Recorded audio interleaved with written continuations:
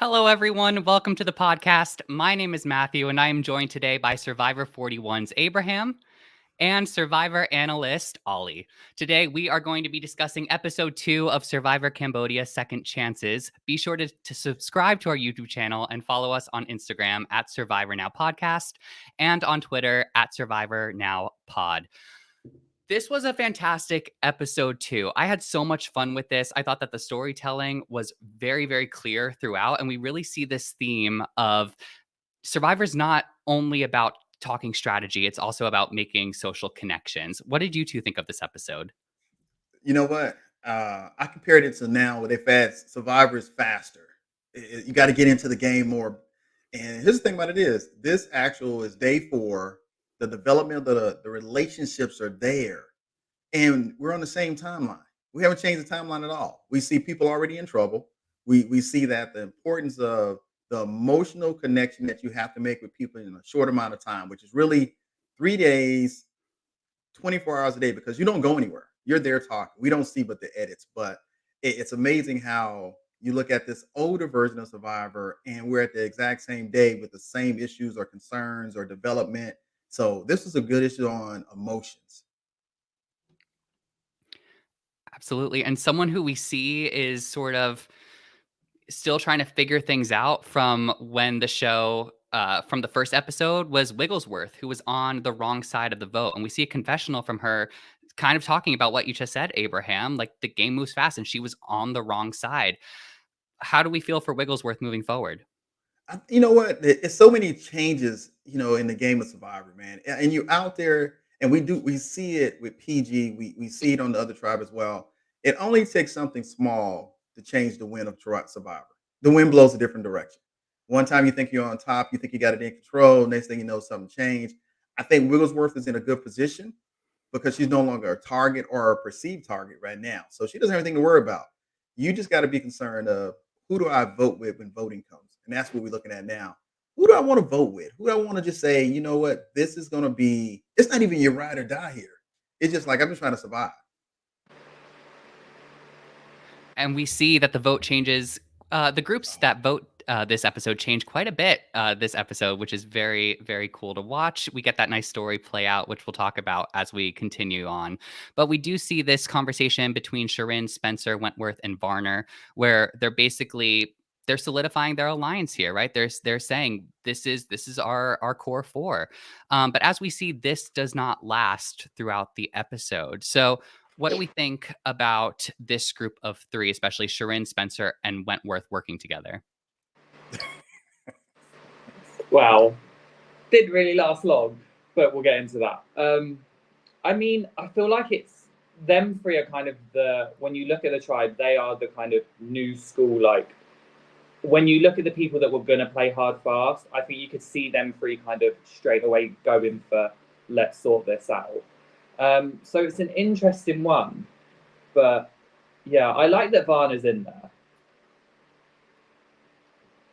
Yeah, he sort of found himself in the Varner's, swing position.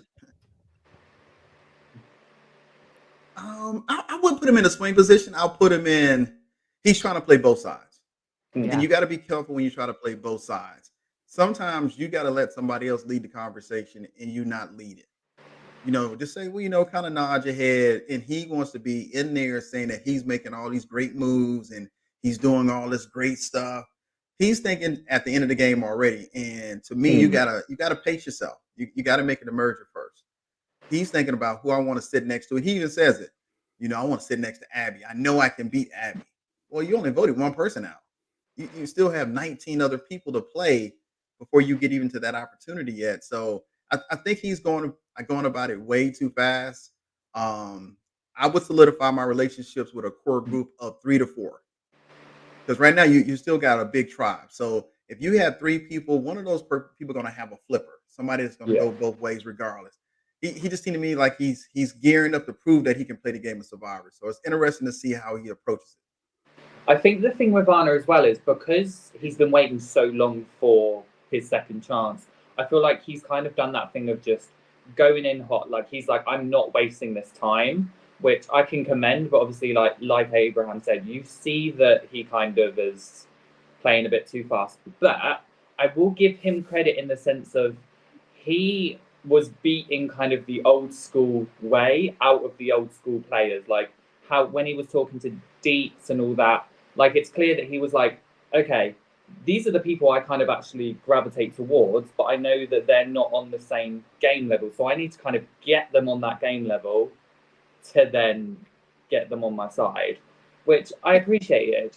And I think you could tell he'd done his research because I heard him mention, I think it was with Deep, he'd mentioned Spy Shack, which is obviously a reference to Kagayaan.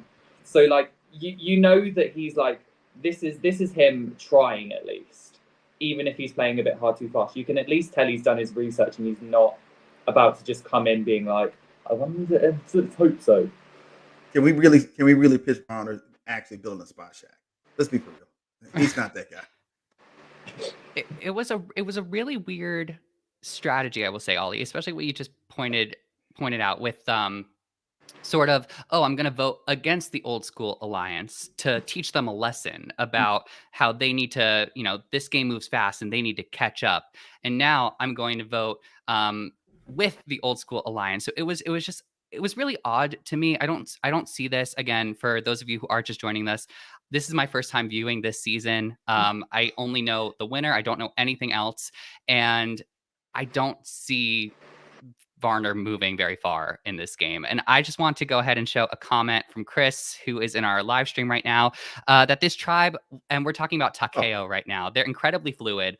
And Chris thinks that everyone who was on the wrong side of the Vetus vote was on the right side. Essentially, that's a really interesting point. And I think we're going to see that throughout the rest of this episode. And once again, for those of you who are listening after the fact, we do record these episodes live.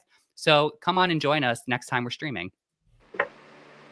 I know we do see Abby at her best, and that plays.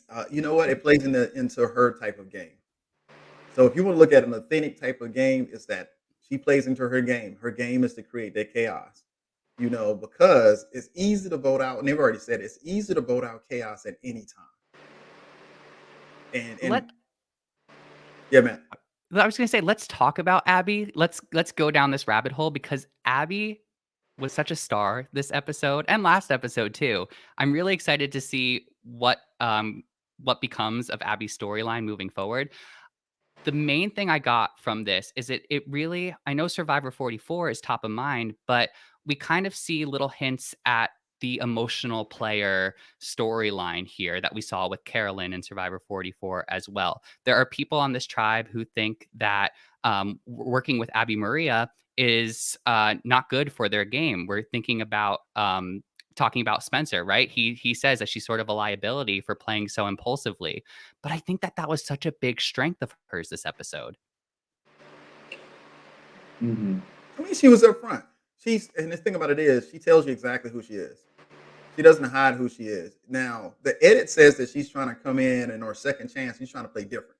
I want to play a different game. No, you're playing the exact same game. If you go back and see her previous season, she may not be as volatile in her conversational structure, but she's going to be off the chain the whole season. And that's a great asset to the game. I think that Terry played it the best. And here's the thing about it is, you might be playing a game, but there's also a level of just humanity in the game. And when the tribe turned on her and she didn't have anybody, guess what? Terry goes out there. He sits on the beach next to her after she catches PG and them talking about her.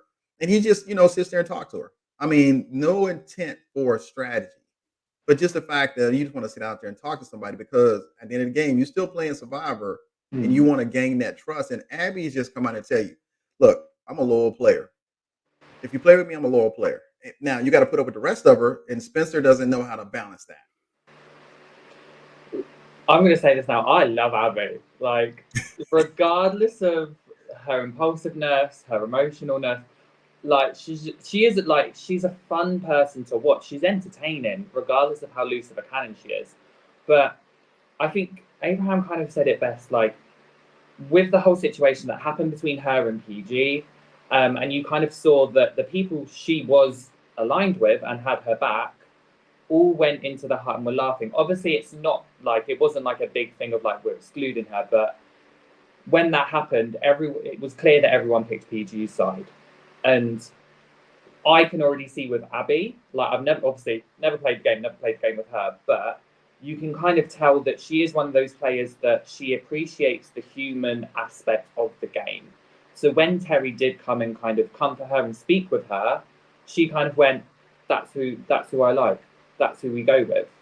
So like Abraham said, what Terry did was obviously lovely on a human level, but on a game level, it was so smart. And again, the thing with Abby, I can already tell is, even though she's dramatic and stuff, like Abraham said, she's loyal. So if you're able to just keep that human aspect with her, then she'll be on your side. And the thing we see with Abby Maria in this episode in particular is what I think Jeff talks about a lot about this season being about, which is adapting. We see, like you both are mentioning, this argument that breaks out between PG and Abby, where Abby overhears PG and Shireen talking about her behind her back. And instead of doubling down on PG is the one that I'm mad at, PG being the one that Abby Maria is mad at, Abby Maria takes this as an opportunity to say, I can keep PG around, but the people that I'm now more worried about are the people who I thought were aligned with me, but did not have my back during this confrontation. And in fact, I kind of caught one of them talking badly about me behind my back. So she's seeing herself as just a number in other people's games, as opposed to a true alliance member. Yeah. You know what? It's funny that the edits put it where the actions take place before the actions actually take place. The actions probably already took place, and then they did the interviews, and then they put that in there and say, okay, here's what she's thinking about. And PG just like she's struggling in a sense that she's just in the line of fire. She just can't get out the line of fire. She really hasn't done anything wrong. She just can't get out the line of fire. Terry already said that his game was social. That's what his issue was on his time, was he needed to play a better social game. So everybody that's on second chance is looking at what they did wrong the first time. Now, there's a player that probably didn't look too hard, and I'm going to call out Fishback. Because Fishback didn't recognize that sometimes you just got to sit back and let the game come to you. And we heard a great story. We heard a great love story. And first thing he said, Jeremy's not looking for an idol. I was like, what? He's on the beach. What is he looking at? That moment with Andrew Savage and his tribe was one of my favorite parts of the episode, aside from all of the glorious drama that came from the other beach, Takeo. On Bayon, we continue the storyline of Joe is the mighty guy of this tribe. He is so good at island life. Look at them. They're building what are the hammocks? Yeah, they're building hammocks. They look like they've won like 18 reward challenges just based off of Joe's ability to make their camp very comfortable. And, Steven takes note of this, right? Steven is like, oh, he's too good at island life. We need to get rid of him before the merge. I think Steven is having flashbacks to JT from Tocantins.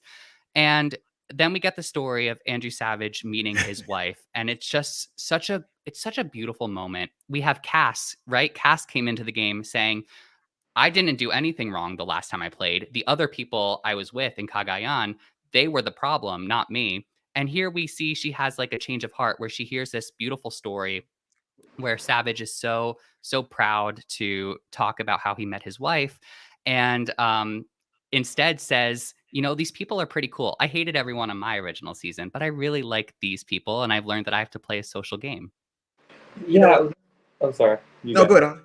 No, I was just going to say the thing with Cass that I appreciated in that moment was the fact that she said, I remember her saying, you need feelings at the start of this game. And it's so true. The start of Survivor, the reason why so many good players make it far is because of those initial connections on a human level that get them far. And I feel like she's realized that. She's like, no, I have to kind of have these feelings, allow these like emotions to happen and be shown for her to kind of not just have a repeat of what happened last time.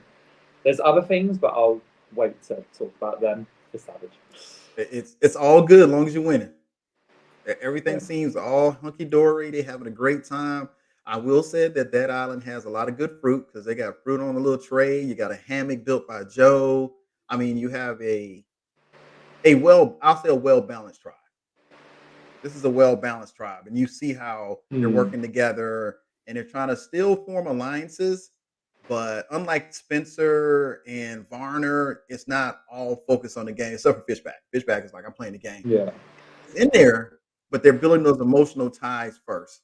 So we already know that Jeremy and them are gonna connect because one, Jeremy's talking about his wife, she's pregnant, she's gonna have a baby. You're talking about your family, and here we're only capturing 45 minutes to an hour of that. They're talking the whole day because there's nothing else to do. There's no TV, there's no phones, there's nothing to do but to talk to each other. So you gotta know each other. You get to know the things that you actually, you link on. And I'm pretty sure Fishback links on something. I mean, we all got something in common that we can all talk about.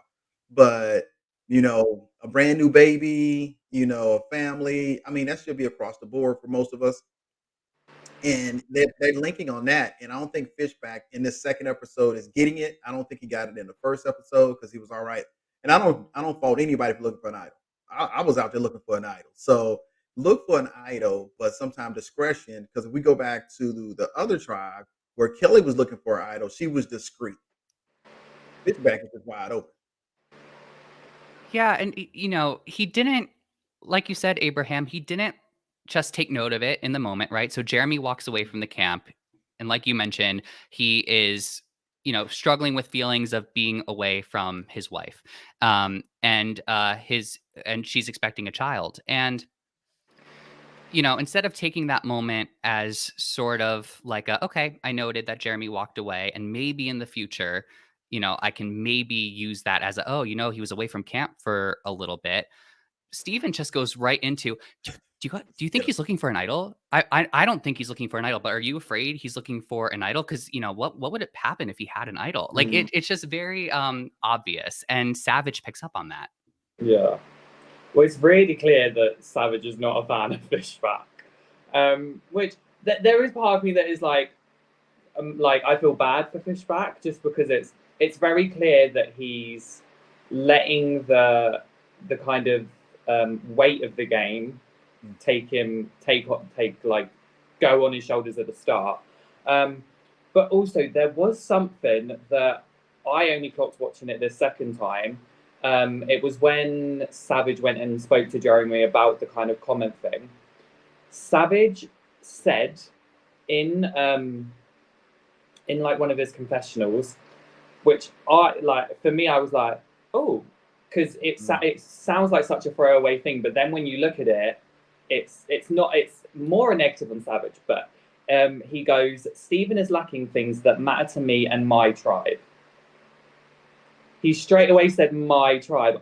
I watched that and I went, it's clear what's happened here. Savage has gone in to the game and he's kind of done what he did in Pearl Islands, which was kind of try and become one of the kind of, what's the word, like the big honcho people, like one of Like the leader. Oh, the yeah, like alpha, one of the alpha leaders, male.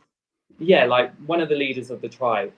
And because he's been able to get that status with this particular tribe because they're so kumbaya, he's now already making those statements. And I was kind of sat there going, clearly his hierarchy's there because he's already talking about him and his tribe. Who is his tribe? Like, how is if he's already saying that episode 2? So that was just my little Well, takeaway from that situation. you, you got to look at it again. How many do you need to actually be dominant? So if you Mm. bring Jeremy in, you're definitely going to bring Keith in because him and Keith have already settled whatever difference they had from the previous tribe.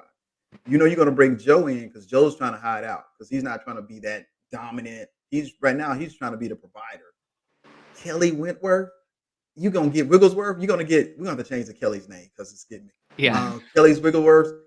I mean, she's looking to redeem herself and play the game. But you also remember where were you brought in from Second Chance? Kelly was brought in from game 1, season 1. Whole different mentality of how they're playing now. I think Cass is still gonna be the X factor. I think Cass, when the voting comes and started kicking people off, she's gonna be either Mm. I'm gonna put her in the middle. So there all you need is 5. You just need 5 to go with you. So I think that looking at them and where they're playing, one, this is exciting. This is great just to see the development of the relationships and what Survivor really feels like when you think you're on top and then you're on the bottom. Then you got to make decisions. Then you go with the vote. So this is truly, if you want to look at another Survivor and just kind of get that feel back, this is definitely the season to look at. Agreed. This group of people just works so well together, I feel like, just as a cast as a whole. And I want to jump back to Takeo real quick and just kind of revisit some of Abby Maria's greatest moments, I'll call them, just, from an entertainment standpoint before the argument, right? So we talked about the argument between PG and Abby Maria because that was a big thing. But before the argument, we get clues that people are starting to get fed up with Abby Maria because she's sort of interjecting and interrupting different conversations at camp. A beautiful touch of editing here was we see Spencer. Who do we see there? We see Abby Maria, PG, Spencer, and Kelly Wigglesworth as a group. And Spencer asks PG, "Oh, like how did you create the chimney in Survivor China?" And PG starts explaining it. I don't know if you two caught this little edit Yeah. detail, but we see Kelly Wigglesworth in the background. And then all of a sudden, when it cuts to Abby Maria interrupting the conversation, Kelly Wigglesworth is nowhere to be seen. So Yeah. the way this is edited, it seems like Abby Maria is just like, so what's happening, PG? Like why? What's going on between us? When it seems like Abby Maria in real life was just waiting for Kelly Wigglesworth to walk away so that she can spark some sort of conversation with PG and maybe resolve things or just maybe continue their screen time. Yeah, it did definitely look like obviously editing, when you're not looking at it from that aspect, it just suddenly looks like Abby Maria's suddenly going, yeah, I don't care about this conversation. What's up? But you can kind of see, I think from my perspective of looking back on the season and kind of see what you mentioned in there, she clearly was waiting for her time, but I think probably at some point she just did kind of want to be like, okay, no, I do also want to get into objectives. And she probably had heard a pause that she thought was wrong and then contributed. But Yeah. I love this drama. It's a lot of drama. Here's the thing about it is, think about being there for 3 days, not getting the same amount of sleep or eating, and then you have to balance your emotions, and somebody comes at you like that. The first thing is PG probably wants to drag her out to the ocean and drown her. And then you're like, well, I'm still playing the game. Let me figure out how to work around this. And PG to me was really patient about saying, look, what do you want?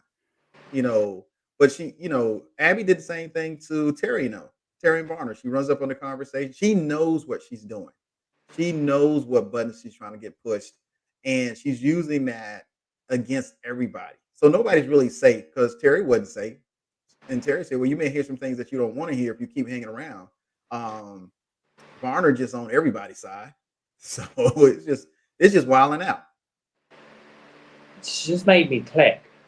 I feel like watching this episode back now, you kind of, because Abby is so upfront and direct on who kind of who she kind of has not beef but can rub the wrong way, like PG and Deets and all that.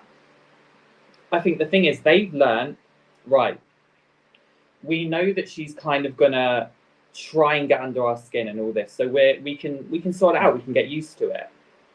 But when people who think that, okay, they're on her side, like Spencer, like Shireen and all that, the second Abby starts almost doing it to them, they're like, hold on, why are you doing it to us? And it's this whole big thing of Abby will do it to anyone. Yeah, nobody's safe. Yeah. Everybody gets it. But also, I feel like the thing with PG is, at least that's saving PG in this moment, PG at least knows how Abby feels about her, and also on the same breath, Abby knows how PG feels about her. So even though there is this kind of tension and there's this thing of, okay, there is kind of, we may not see eye to eye on things, Abby knows that. So going back to the whole argument things, just now thinking about it, I think the reason Abby wasn't as mad at PG is because she expected it. whereas she didn't expect it from the others. So that when there's this whole PG versus Abby thing, Abby's not going to be mad at PG because she's expecting it. When she sees Shireen and Spencer and everyone else kind of laughing and giggling, she's not expecting it from them. So I feel like that's where all this drama then explodes more.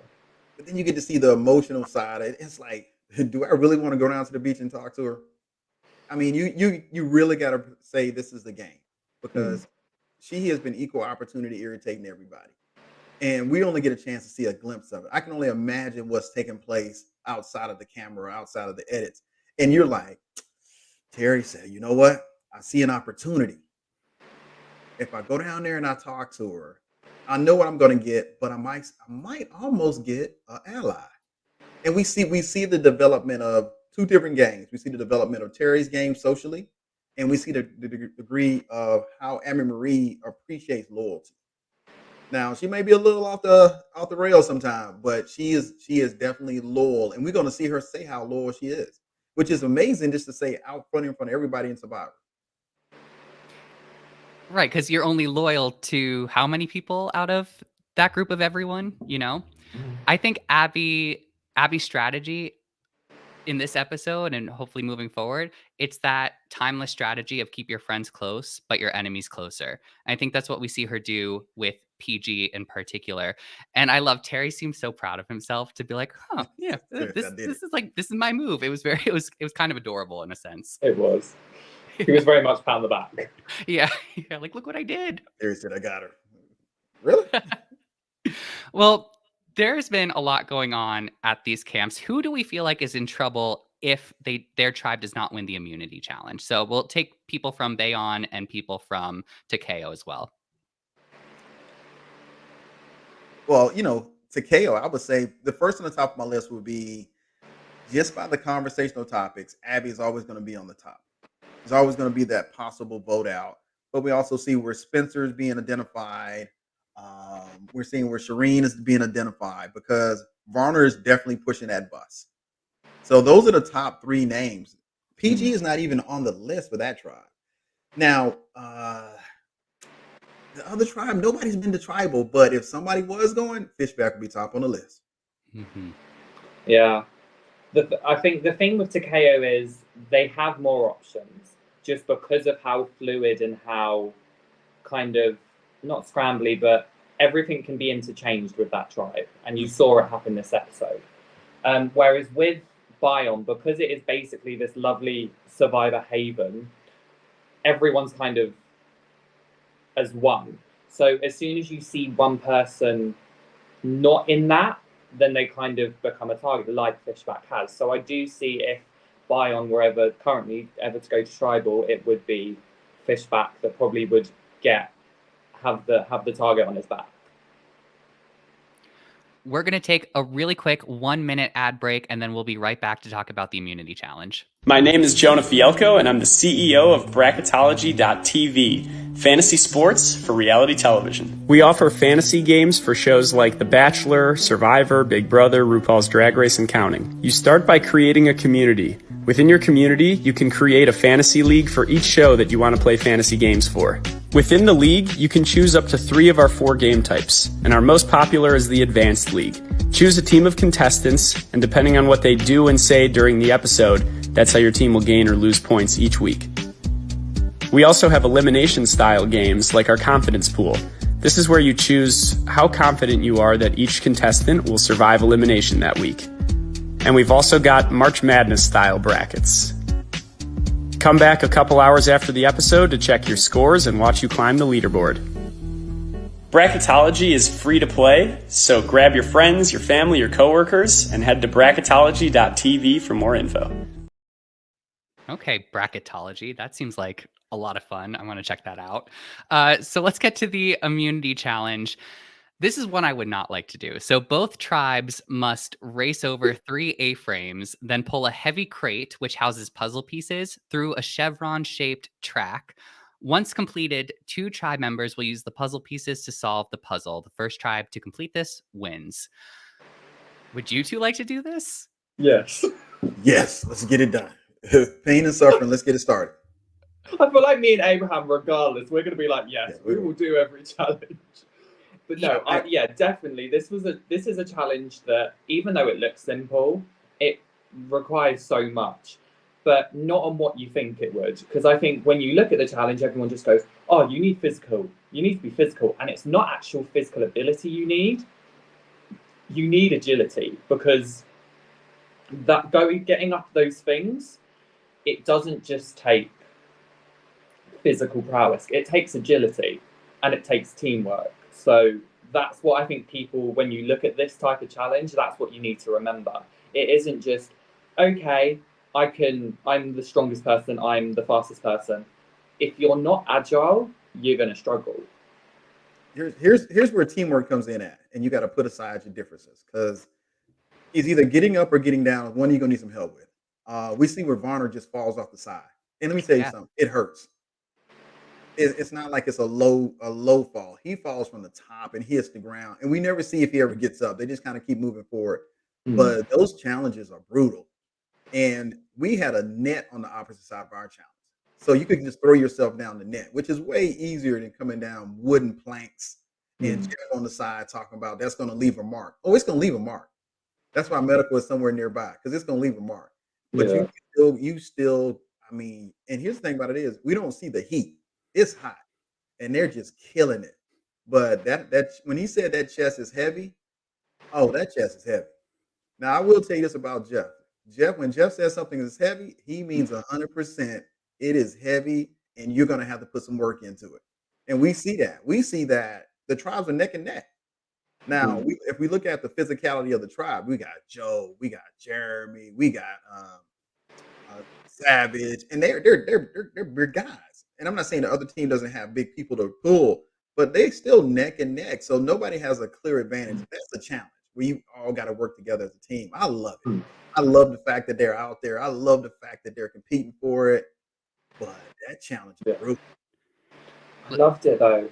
But also, when you look at that challenge, sorry, this is just a question I'm thinking. When you look at kind of the challenge itself, what do you feel like you would be doing in that challenge? Like, if you feel, because for me, when I look at that challenge, I know full well I would be Mr. Ladder. Because of my height, they'd be like, Ollie, just lay down and let everyone climb up you. And you'd be like, okay. Well, and then again, it's that teamwork combination where you see people pulling people up that may not be as physically strong, Mm. but that's the key to Survivor. You have to put aside everything and say, okay, we got to compete together and look at somebody and say, okay, well, let's get this person over. No matter how you're gonna get them over, because if you don't get to the mat, you can't move to the next thing. So you're just working all together. I mean, it's a motivation, it's a push, it's a pull, it's a kick, and that's how a challenge should be. It shouldn't be like, well, okay, we can kind of dominate if we really don't have to try that hard. Nah, you got to work together as a team because this is a team. You got two tribes working together. Let me tell you something. That's the best part of being on Survivor, just doing one of those challenges. If you get to do just one and just have a blast, Matt, we're gonna get you through. You might be laid out on the ground after you get there, but we're gonna get you through.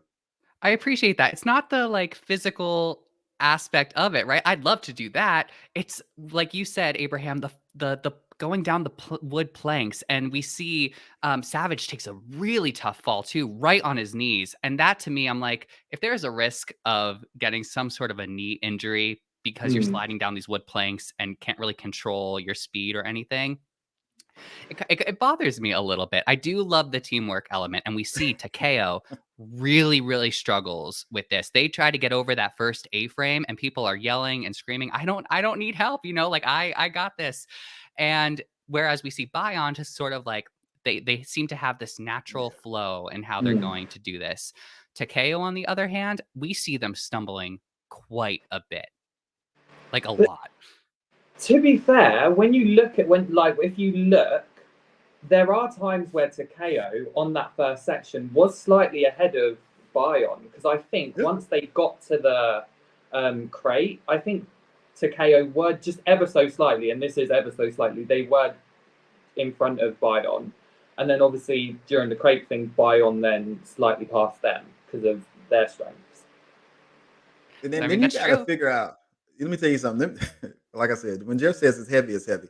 Then you got to figure out, okay, what's the best strategy to pull that crate up, over, Mm. up, over. and get it to where it needs to be so you can start the puzzle. Then you get to the puzzle. And the puzzle looks like it shouldn't be that difficult, but those pieces of wood are not actually light. If they're anything like our puzzle pieces, the pieces are weighted.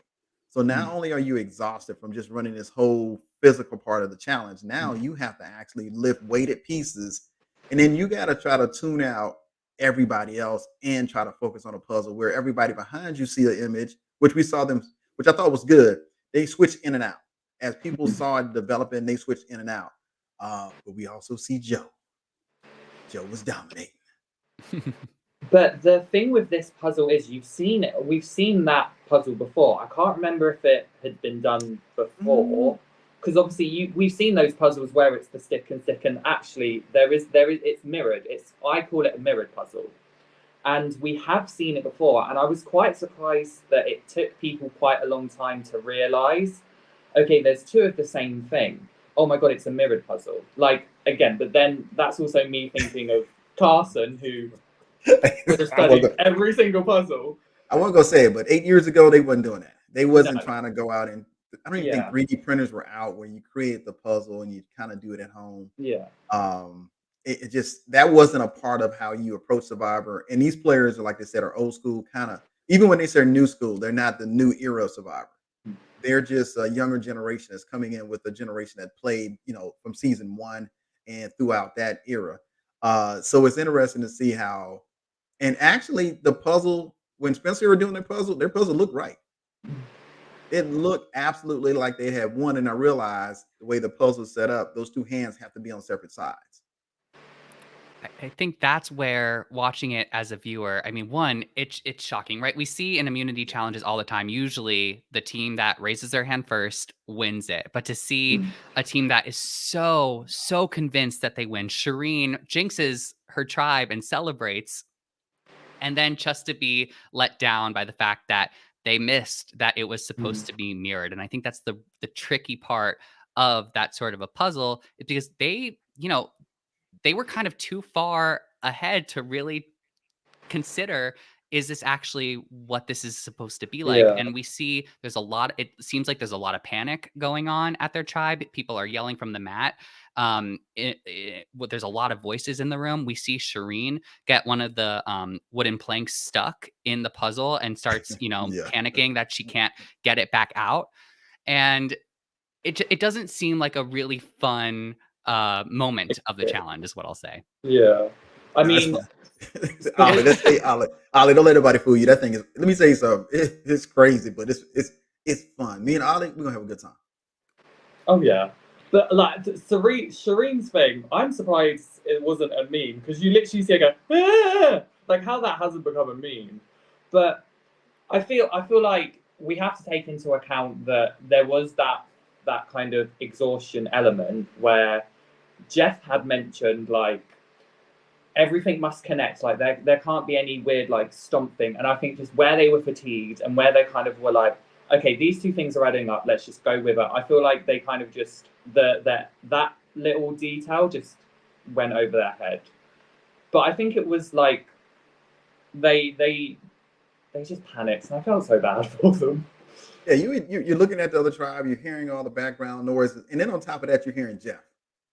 And it's just like control utter chaos, and you're just trying to get it done. And the first person to see the glimpse of what it looks like usually is the winner, because now they have something to work with. So if they'd worked the tribe inside the puzzle inside out, they would have did the mirror part, which until you just said something about the mirror part, I had forgotten all about the mirror part. So you'll be amazed what you forget about in the instructions when the actual game starts. Because we all get the instructions, but we forget about all that stuff when the game starts. So it's kind of funny that when I looked at the picture, I was like, it's not mirrored. And it's just easy just to make that mistake. Because had they not made that mistake, they would have won. Well, Bayonne wins, right? They seem to, the edit shows them as being much more cohesive and having a better team strategy. It's a close call there where Takeo thinks they won, but at the end they were wrong, and Bayonne wins immunity, and they also win like a camp kit, right? Like it comes with an axe, and I think Jeff does a really good job at this. You know, when you just see like rope and an axe on the table, I think Jeff does a really nice job at like, you can do so much with all of this stuff. Little does Takeo know, Bayon is living in paradise because of Joe, but now they can give even more updates to their camp, which is going to be really fun. Joe's like, I'm going to build a second Yeah. story. Yeah. A shout out to Wendell from his season. Now, Wendell did build things. He literally was out there building things. So I hope that as we move, if we go to 45 and I see the sanctuary one more time in this new era of Survivor, let's give out those same type of rewards where you can actually do something with rewards. And here's the question. Out of all the fish kits that they've given out in the last 41 to 44, who's telling how many people caught fish besides Jonathan? I had that same question, Abraham. I'd love to know. People get so excited for that fish kit, but I've never seen someone come back with like, I've seen someone come back with a shark, but like, besides that, there hasn't been like, oh, I found this giant tuna, you know? Try swimming in the waters of Fiji and try to navigate and try to, get out there. And then how long do you want to be gone from the tribe? You know what? Who was successful? 40, what's his name? He was successful out going out getting fish. But it kind of came back to bite him because he was out of the tribe social element too long. Ryan did a great job of catching fish. Jonathan did a great job of catching fish. Two similar type players in the physicality of going out there, fighting the current that's out there, catching the fish and being a provider. But Jonathan played it better where Ryan didn't play it. He was targeting one person. He kind of got off track on that. But we really haven't seen any fish.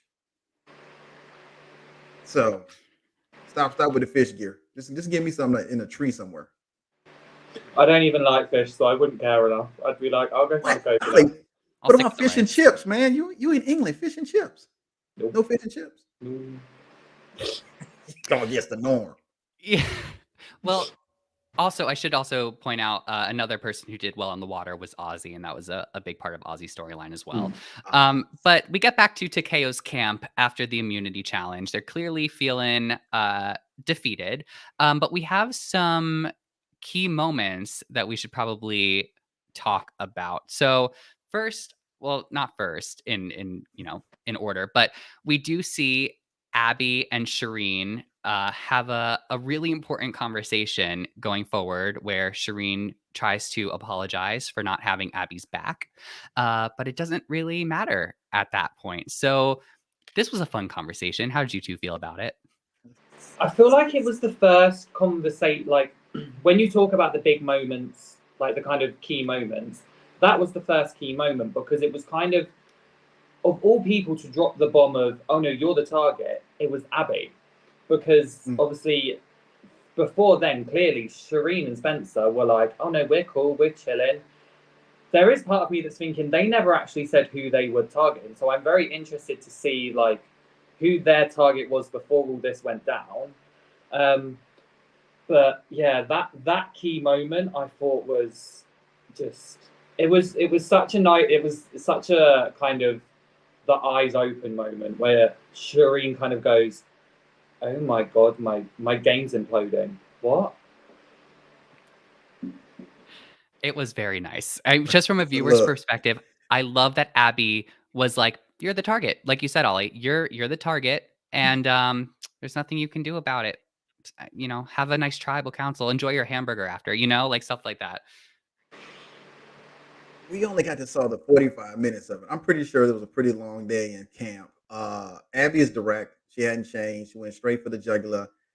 You or Spencer are going to be going home. We just don't know which one. Varner was like, hey, it's going to be one of you. We just don't know which one it is right now. We're still working it out. And you see just how deflated you get when now you have to fight for what you thought you were on top for. You thought you were on top. And then you hear Kelly come in there. Kelly like, look, just tell me where to vote. Everybody is going opposite directions of what they were just previously in the voting.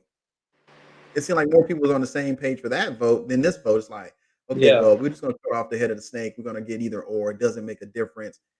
Now you go from saying, okay, who do we want to vote out to, hey, how do we survive? And then we see Spencer actually come into terms with the fact that his game has been more strategic. He really hasn't been talking to anybody like he should have. And he's going to use that angle Serene just came to Abby at the wrong time, and Abby just was honest. I mean, you don't see that level of honesty in Survivor a lot, but you do. She just said, "Look, you just." I think if she'd have came to her before the challenge and they didn't, and they did still lose, I think she had been in a better position. But you know who surprised me? Woo. Yes. Yes. That was a surprise.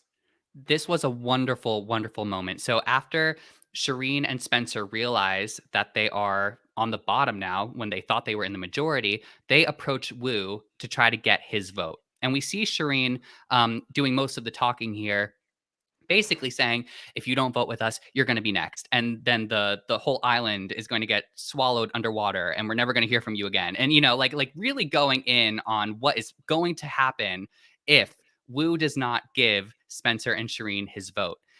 And I loved seeing this moment where Wu was basically like, you never tried, this is the first time you're talking to me, you never tried to make a connection, you never pulled me away and talked, you don't have my vote. And I just thought this was such a great moment in the episode. We talked about the theme sort of being Survivor is way, not just about strategy, it's also about the social game. Mm. And Spencer and Shireen seem to really miss the boat with building social connections with their tribe. I feel like this is where, number one, yes, Wu, because for me, it was kind of, Wu was just there. Like, you kind of he was there. Yeah, But seeing this moment, it was so joyous to kind of see Wu be, like, kind of make them take accountability to be like, this is our first conversation. If the world was ending this badly because of you guys getting voted out and you needed me to be set, why didn't you come to me sooner? If you knew that I was next, why wasn't this happening like 2 days ago? But then also, it's such a great example of how you can go too far new school. Because you saw Shireen and Spencer first episode, they were the stars of it because they were like, right, let's get these alliances going, let's get this strategy sorted. But now it's kind of turned around and been like, we went a bit ham too fast, and now it's caught up to us. I mean, you got Wu, the one that he's the reason why you got Rice. So at some point during the first 2 days or first day, you didn't talk to him at all because he seemed like he was emotionally vested in the fact that you didn't talk to him. Mm-hmm. And all these are second-term players. These are returning players, so they understand the social game. So Wu was adamant about, no, you're not gonna get my vote. Where before Wu was about, well, let me think about it. If you go back to him and Tony playing, I mean, his game has changed, and I think he understands where he's at on this first part of the actual game of Survivor. But it was just interesting to see how defiant Wu was to the fact of, hey, you didn't even talk to me. Now, Spencer, you should have been at least talking to Wu. Serene, you should have been at least talking to Wu with the rice. Hey, man, thanks for getting the rice. It was great. That was our first good win. And we kind of see how the social game of Survivor plays into the overall strategy of Survivor as well. Like, hey, so for all y'all know Survivor players that's going out there thinking the game is faster, get yourself 3 sets of questions. And you ask everybody those 3 sets of questions when you get on that island the first time you get to talk. That way you at least can say, no, we talk. I know your name. I know where you're from. I know your family. I know something about you. So you can go ahead and talk from that point versus neither one of Spencer nor Serene had anything to say. They couldn't say, oh, yeah, we did talk to you. No, you didn't. Yeah. From the edit, it looks like they didn't build any social foundations there. It's almost like they picked and chose their social foundations. And I know kind of because it was second chance and kind of everyone knew who was in the pool, there could have been like talks of like, oh, if you're in the season, we got like, there may have been that. But I'm also quite surprised that like the Spencer side of things, because Spencer and Wu were on the same season. Like, how is it the fact that Wu has gone and been like, neither of you talk to me? I'm not more surprised at Shireen. I'm more surprised at Spencer because it's like you already have that history. It's like you played a season together. Surely you could already go up to him and be like, hey, Wu, how's it going? And they didn't. Well, take a look at Jeremy and Keith from previous seasons. Look what Jeremy did. Yeah. Yeah, we see that difference in gameplay where Jeremy went up to Keith and said, hey, I know we played together, regardless of how things turned out that season. This is a new season. This is a new game. Let's see, how this is going to work for the two of us. And you're right, Ollie, we don't see that same thing happen with Wu and Spencer. And it's what I'm also fascinated by this is that we hear PG and we hear Kelly Wentworth say, I don't really want to get rid of Shireen and Spencer right now. Like I wasn't really planning on it. But the majority's doing it. So like they're still threats. So it's good for my game. And it kind of shows that, sometimes we see someone find out a plan and they say that plan doesn't work for my game. And they go and they try to form another plan to make it work in their favor. But it seems like whatever was going on with Shireen and Spencer in this tribe, nobody really seemed to need or want them for their game. And oddly enough, what they were doing to Abby Maria, it didn't seem like anyone wanted them more than just a number. Well, we hear Spencer said, he says, hey, I got to figure out how can I stay here 3 more days. So that's the next vote. So you're just trying to make it to now. He's just trying to make it to 3 days. But I think he's also coming to realize some of his actual gameplay is not in his best interest at this particular point in the game. Yeah, I feel like with Kelly and PG, as you saw in their confessionals, they were being more adaptable. And I feel like when you listen to Takeo, especially with kind of how the first and second episodes have been, you had people like Spencer and Serene who were very much, they had a plan going in and they wanted to implement that plan and they wanted to have the strategy. Whereas you see pretty much the rest of the other tribe, they had this more, they wanted to be more adaptable, they wanted to be more fluid, they wanted to have options. And I think you can kind of tell Kelly did, because when you look at the start of the episode, Kelly's in that strong core of her, Spencer, Shireen, and Varna. Now all of a sudden Kelly's like, okay, they're going down, I'm not going down with them.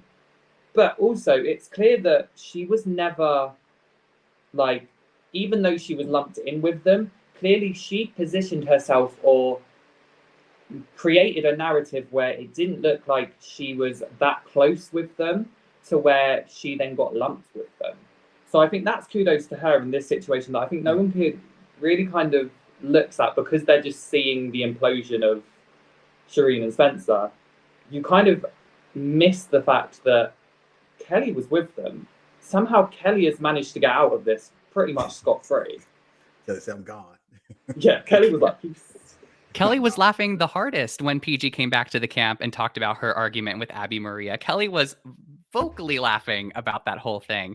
And you're right. It's really interesting and good on Kelly that she was sort of kind of able to divert that attention elsewhere. So we get into tribal council and we kind of hear the players talk about when they're talking with Jeff, we hear them sort of bring up these same things, these same themes. And, Spencer, for example, says, if I make it past tonight, I promise everyone here, you will see a brand new Spencer. I'm going to learn your favorite color. I'm going to learn your first pet's name. We are going to have a genuine friendship. I thought that was very funny. Jeff is messy. Jeff is messy. He's just messy. You know what? Jeff is getting he got a fresh meal. He done slept all day or do whatever he does all day. And then he comes out there, man, and he tries to drag you through the mud on these conversations. And here's the thing about tribal council. Sometimes more or less. Abby said, look, you getting voted out. We knew that was coming. Varner, I think you're oversharing. PG, she's like, look, I'm just going to keep quiet. I'm not going to even get into it.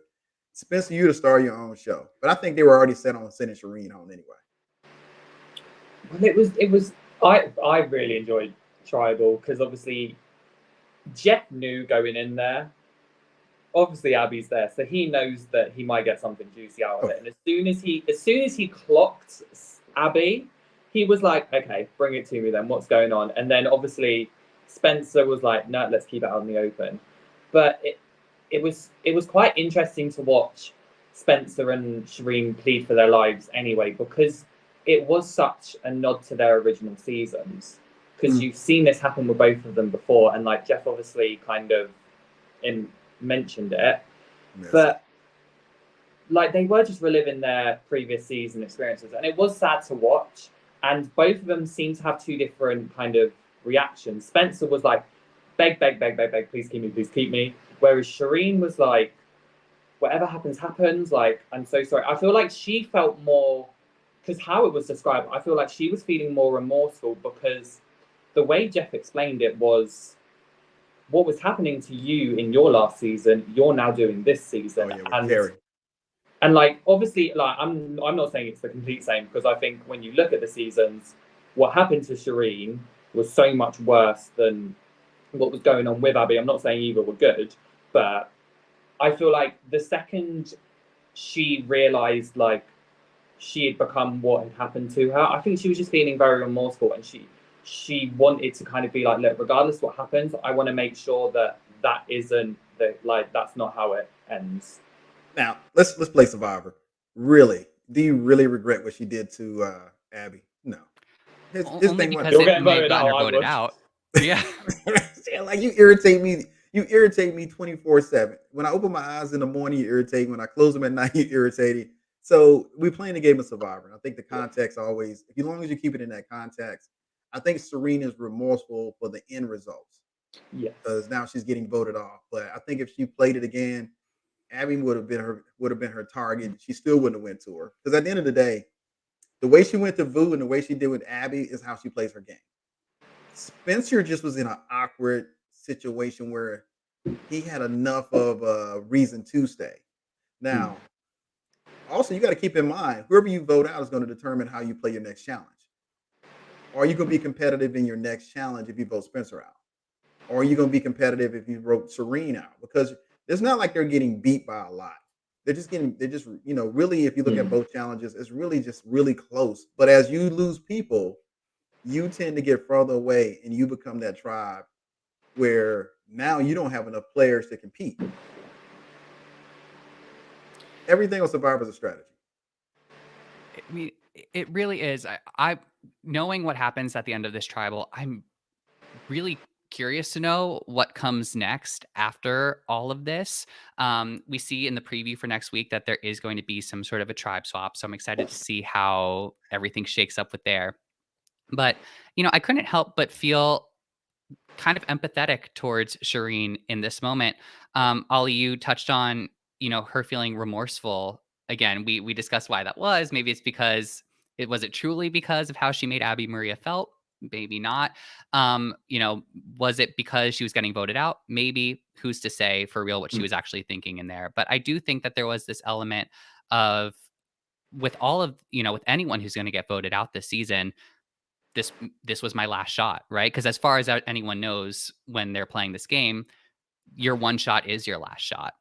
And we see Shireen, get very defeated at Tribal Council, and there ends up being a 5-4 split vote. The people who voted for Shireen were Spencer, Kelly Wigglesworth, PG, Varner, and Wu. And the 4 votes for Spencer were Shireen, Terry, Abby Maria, and Wentworth. Do we think that there's like an actual split alliance with this type of vote? To me, it just seems like you split the vote just in case there's an idol. I think that they voted for who they wanted to vote for, and it's going to be chaos for this entire tribe here going on out. I feel like this vote, even though it was 5-4, it was more unified than the last vote, because it was very clear last vote you had this group of people that wanted to go for Abby, and you had this group of people that were going for Vias. This time it was the whole tribe is going after Spencer and Shireen. They've made it very clear to both of them, and I feel like the only person who had the deciding vote, probably without being able to see everything that was going on, just from how how it looks, it was probably Varner that had the casting vote, because he was the one that obviously was the one turning tables on them and ensuring that it was them two that were the target. So I think everyone else, it was just a case of you 4 vote this person, you 4 vote this person. And then Varner was there going, I'm going to decide who I vote for. I can be the one to switch.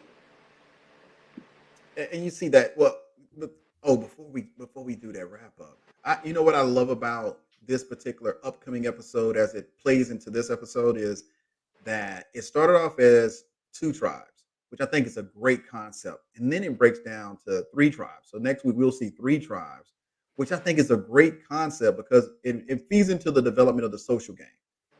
It allows you to develop that social game to get those connections and then now we're going to splinter everybody. Now, as far as the voting go, I think the vote it did make a difference. It's whoever you're right. I think I'm going with Ali. I think that we see somebody having a control vote, and whatever they choose to send home is going to be who they're going to send home. Now that could backfire on you too now because now you're leading the vote. You want to be a part of the vote, and then before you lead the vote, then before you start building what they consider the resume, you just want to kind of be a part of the vote. We see Kelly. Kelly said, if you go back to the episode, Kelly talks to Varner in the first 5 or 10 minutes, and she says, "I'm not going to say anything else for the rest of the day." And we don't see her in another edit until it's time to vote. So we don't know who she was voting for, and Spencer names pops up on her list. And real quick before we wrap up, do we think Shireen was the right choice for this tribe to make? Ooh.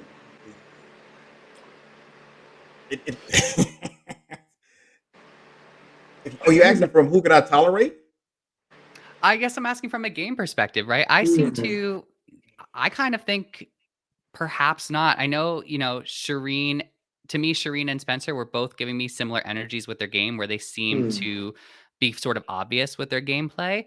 But I also know we didn't see it work out for Spencer on this tribe with Wu, but Spencer also has many Cagayan people that are also in this game here. So for some reason, I just feel like I haven't seen the last of Spencer quite yet. So I'm curious to see where his gameplay goes. Shireen, I'm not sure how Shireen would have done if she were to move forward in the game.